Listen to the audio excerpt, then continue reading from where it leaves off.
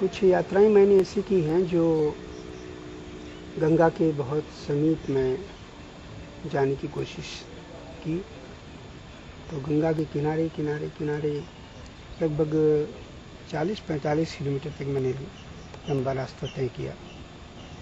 तो कुछ कविताएं गंगा मैया की कृपा से मुझको मिली, जिसमें एक मछली कविता मुझे बहुत अच्छी लगी। उसको आत्मसात करते हुए मैंने उस पर ध्यान दिया और देखिए आप कैसी लगी है।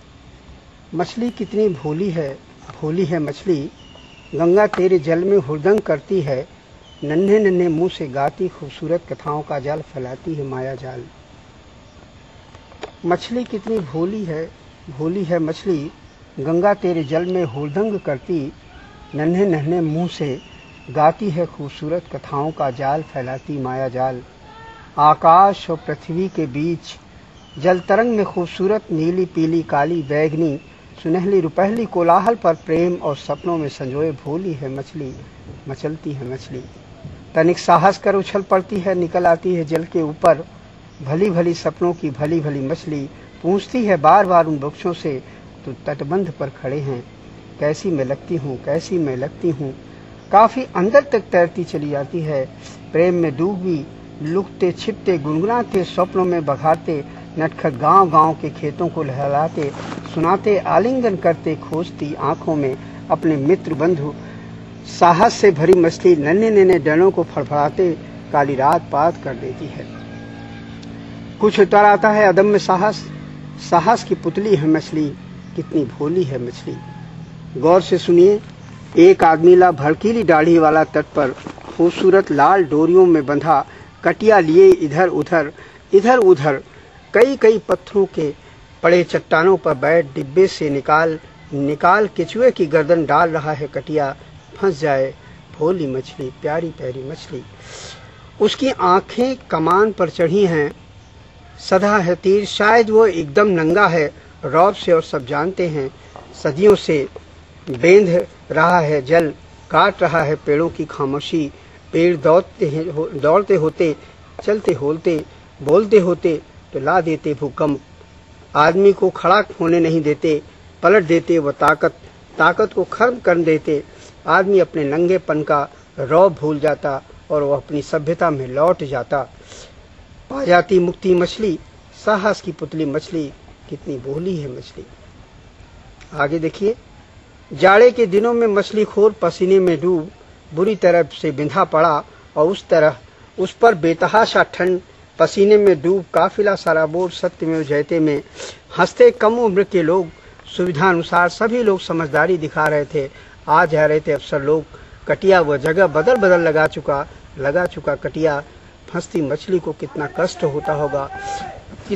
होगा पैदा करता है कटिया। मछली बोलती नहीं, कटिया को कोई तकलीफ नहीं होती, बार बार ताकत से लड़ती मछली को बहुत दुख होता है। लालच पर मछली को बहुत तड़फड़ाती है, बुरी तरह से बेकाबू होती जुबान, खेल बनाया बिगड़ जाता है। बच्चे समय में छटपटाती है भोली मछली, और फड़फड़ाते हुए समाप्त हो जाती है भाषा मछली की हो जाती है समाप्त। मछली कितनी भोली है मछली। बस नहीं है। तो मछली को देखता है कि वो उसके गंगा जल से वो मछली को मारने के लिए खड़ा हुआ है, कटिया डाले हुए है, तो दौड़ पड़ता है। तो देखिए कैसे उसने भाव उसमें आए हैं। मछली को बचाने के लिए कूद पड़ता है बबलू, रौबदार नंगे आदमी को कुचलने के लिए। गंगा खामोश है, गंगा बस दिए है शरण, अत्याचार सही सलामत नहीं रहेगा, खत्म होगा एक समय खत्म होगा, और लौटेगी मछली अपने बच्चों की ओर, समाप्त होगा।